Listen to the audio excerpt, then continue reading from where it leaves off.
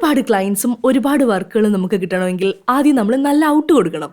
നല്ല ഔട്ട് കൊടുക്കാനായിട്ട് ആദ്യം നമ്മൾ എന്ത് പഠിക്കണം? റെക്കോർഡിംഗ് പഠിക്കണം. നന്നായിട്ട് എങ്ങനെ റെക്കോർഡ് ചെയ്യാം, അതിൻ്റെ ചില ട്രിക്കുകളെ കുറിച്ചാണ് ഞാൻ ഇന്ന് പറയാൻ പോകുന്നത്.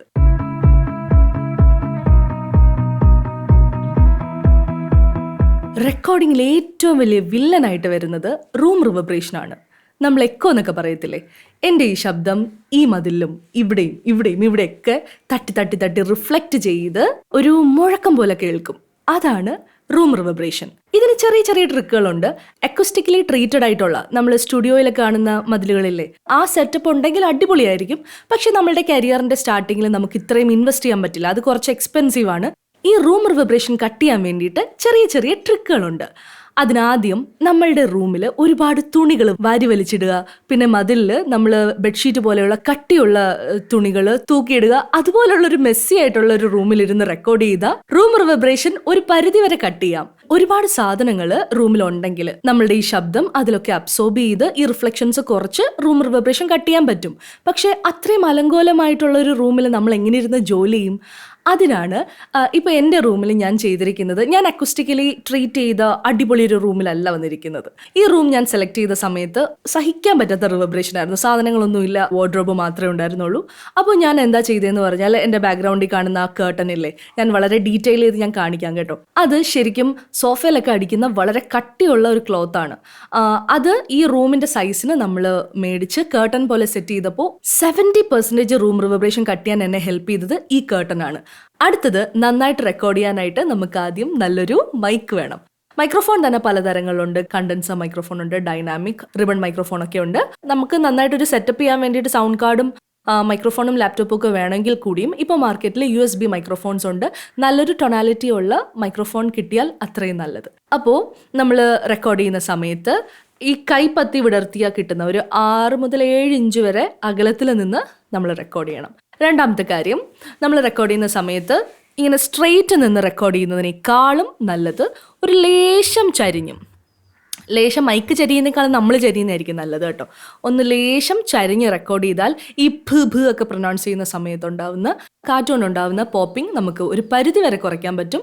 എന്നിരുന്നാൽ കൂടിയും നമുക്ക് ഇത് കണ്ടോ, പോപ്പ് ഫിൽറ്റർ എന്നാണ് പറയുന്നത്. ഈ പോപ്പ് ഫിൽറ്റർ വളരെ ഇമ്പോർട്ടൻ്റ് ആണ്. പിന്നെ നമുക്ക് ഹെഡ്ഫോൺ യൂസ് ചെയ്ത് റെക്കോർഡ് ചെയ്താൽ നമ്മളുടെ ശബ്ദം തന്നെ നമുക്ക് ജഡ്ജ് ചെയ്യാൻ പറ്റുന്നത് കൊണ്ട് മോഡുലേഷനൊക്കെ കുറച്ചും കൂടി ഒന്ന് ഫൈനായിട്ട് കൊടുക്കാൻ പറ്റും. പിന്നെ റെക്കോർഡ് ചെയ്യുമ്പോൾ ഏറ്റവും പ്രധാനമായിട്ട് ശ്രദ്ധിക്കേണ്ടത്, നമ്മൾ റെക്കോർഡ് ചെയ്യുന്ന സമയത്ത് ഫാനും AC ഓഫ് ചെയ്യുക.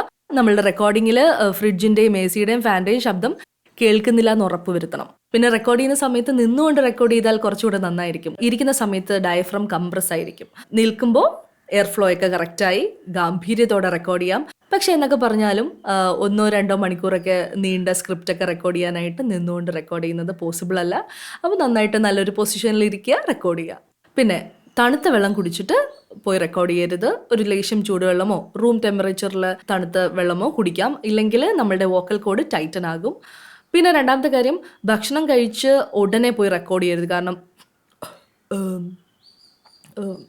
തുപ്പലൊക്കെ ഇറക്കുന്ന ശബ്ദമൊക്കെ കേൾക്കും. അത് ഭയങ്കര ഇറിറ്റേഷനുമാണ്. മെയിനായിട്ട് നമ്മൾ റെക്കോർഡ് ചെയ്ത് വന്ന് ഒരു ബ്രേക്ക് എടുത്ത് ഭക്ഷണം കഴിച്ചിട്ട് തിരിച്ചു വന്ന് റെക്കോർഡ് ചെയ്യുന്ന സമയത്ത് ആദ്യത്തെ ഒരു ടോണും ഭക്ഷണം കഴിച്ച് ഉടനെ പോയി റെക്കോർഡ് ചെയ്യുന്ന ടോണും രണ്ടായിരിക്കും. ഒരുപാട് ഡിഫറൻസ് നമ്മൾ കേട്ട് നോക്കിയാൽ അറിയാൻ പറ്റും. പിന്നുള്ളൊരു കാര്യം, ഒരുപാടൊക്കെ റെക്കോർഡ് ചെയ്ത് കഴിയുമ്പോൾ നമുക്ക് റെക്കോർഡ് ചെയ്യുന്നവർക്ക് അറിയാൻ പറ്റും, വായുടെ ഉള്ളിൽ ക്ലിക്കിംഗ് ശബ്ദം, നമ്മൾ ഒട്ടിപ്പിടിക്കുന്ന ശബ്ദമൊക്കെ കേൾക്കും റെക്കോർഡിങ്ങിൻ്റെ ഇടയ്ക്ക്. അത് മാറാനായിട്ട് ഗ്രീൻ ആപ്പിൾ കഴിക്കുന്നത് നല്ലതെന്നാണ് പറയുന്നത്. ഇത്രയും നേരം നമ്മൾ പറഞ്ഞുകൊണ്ടിരുന്നത് റെക്കോർഡിംഗ് സമയത്ത് പുറമേ ശ്രദ്ധിക്കേണ്ട കാര്യങ്ങളെ കുറിച്ചിട്ടാണ്.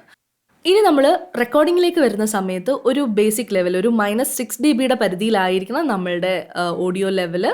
0 dB പോകാൻ അനുവദിക്കരുത്. പിന്നെ അതൊരു ക്ലിപ്പാവും, നമുക്കത് കാണാൻ പറ്റും, ഒരു റെഡ് അടിക്കുന്നത്. അപ്പോൾ അതിലേക്കൊന്നും കൊണ്ടുപോകരുത്. ഒരുപാട് പ്രോസസ്സിലേക്ക് പോകാനുള്ളതാണ് നമ്മളുടെ ശബ്ദം ഇനിയും കേട്ടോ. അപ്പോൾ അത്രയും ഡിസ്റ്റോർട്ടഡ് ആയിട്ടുള്ള ഒരു വോക്കലിൽ വർക്ക് ചെയ്യുന്നതിനേക്കാളും ഡീസൻ്റ് ആയിട്ടുള്ള ഒരു ഓഡിയോ ലെവൽ നമ്മൾ കീപ്പ് ചെയ്യുക. പിന്നെ നമ്മളുടെ ഒരു എക്യുപ്മെൻറ്റ്സിനെ പറ്റിയൊക്കെ പഠിക്കുന്ന സമയത്ത്, സൗണ്ട് കാർഡിനെ പറ്റിയിട്ടും ലെവലിനെയൊക്കെ പറ്റി പഠിക്കുന്ന സമയത്ത് കുറച്ചുകൂടി ഡീറ്റെയിൽ ആയിട്ട് മനസ്സിലാവും. ഇത് ഞാൻ പെട്ടെന്നൊരു -6 dB എന്നൊക്കെ പറഞ്ഞു കഴിഞ്ഞാൽ ഒരു കൺഫ്യൂഷൻ ഉണ്ടാകാൻ സാധ്യതയുണ്ട്. ഈ ഒരു ടെക്നിക്കൽ ടേം ഒന്നും ആവശ്യമില്ല, ചെയ്ത് നമുക്ക് പഠിക്കാവുന്നതേ ഉള്ളൂ. പിന്നെ USB മൈക്രോഫോൺസ് യൂസ് ചെയ്യുന്ന സമയത്ത് ഫോണിൽ എന്തൊക്കെ സെറ്റിങ്സ് മാറ്റണം എന്നൊക്കെ ഉള്ളത് നമുക്ക് പിന്നീട് പഠിക്കാം. ഇനി നമുക്ക് ഈ വീഡിയോയുടെ സ്പെഷ്യൽ സെക്ഷനിലേക്ക് പോകാം.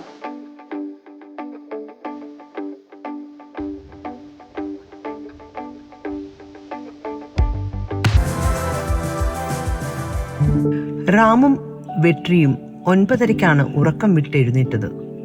രണ്ടുപേരും ഫ്രഷായി അടുക്കളയിലേക്ക് ചെല്ലുമ്പോൾ പാട്ടിയും രേഷ്മയും ഇഡലി കഴിക്കുകയായിരുന്നു.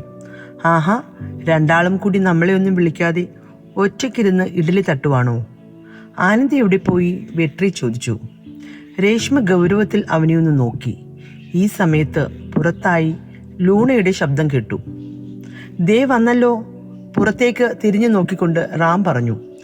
ആനന്ദി വണ്ടി സ്റ്റാൻഡിൽ വച്ചിട്ട് റാമിനെയും വെട്രിയെയും കൈ ഉയർത്തിക്കാട്ടി. കുളിച്ചിട്ട് വരാവേ. ആനന്ദി മുകളിലേക്കുള്ള പടികൾ കയറിപ്പോയി. സർപ്രൈസ് ഇപ്പോഴാണോ? പാട്ടി രഹസ്യമായി രേഷ്മയോട് ചോദിച്ചു. ഇല്ല, സർപ്രൈസിനുള്ള പണി ആരംഭിച്ചിട്ടേ ഉള്ളൂ, വൈകാതെ വരും. രേഷ്മ അങ്ങനെ പറഞ്ഞതിൻ്റെ അർത്ഥം പാട്ടിക്ക് മനസ്സിലായില്ലെങ്കിലും അവർ വെറുതെ ഒന്ന് ചിരിച്ചു. വാ, വന്നിരിക്ക്. ഇഡ്ഡലിയും നല്ല തേങ്ങാ ചട്നിയും കപ്പലണ്ടി ചട്നിയുമുണ്ട്. പാട്ടി റാമിനെയും വെട്രിയെയും തീൻമേശയിലേക്ക് ക്ഷണിച്ചു. അവർ 4 പേരും കഴിച്ചുകൊണ്ടിരുന്ന സമയത്ത് ആനന്ദി കുളി കഴിഞ്ഞ് നനഞ്ഞ മുടിയിൽ ടവൽ ചുറ്റി അവർക്കൊപ്പം ടേബിളിലേക്ക് വന്നിരുന്നു. സാധാരണ എന്തെങ്കിലും തമാശകൾ പറയാറുള്ള രേഷ്മയുടെ മൗനം ബാക്കിയുള്ളവർ തിരിച്ചറിഞ്ഞു. നിനക്കിത് എന്തു പറ്റി? വെട്രി തോളുകൊണ്ട് അവൾക്കിട്ട് ഒന്ന് ഇടിച്ചുകൊണ്ട് ചോദിച്ചു. അമ്മ രാവിലെ തന്നെ വിളിച്ച് കുറെ ചീത്ത പറഞ്ഞു. എനിക്ക് പോണം. അവൾ അപ്പോൾ മനസ്സിൽ തോന്നിയ ഒരു കള്ളം പറഞ്ഞു. അവർക്ക് തലയ്ക്ക് ഭ്രാന്താണ്, വെട്രി ദേഷ്യത്തോടെ പറഞ്ഞു. ഞാൻ വിളിച്ച് സംസാരിക്കണോ? പാട്ടി ചോദിച്ചു.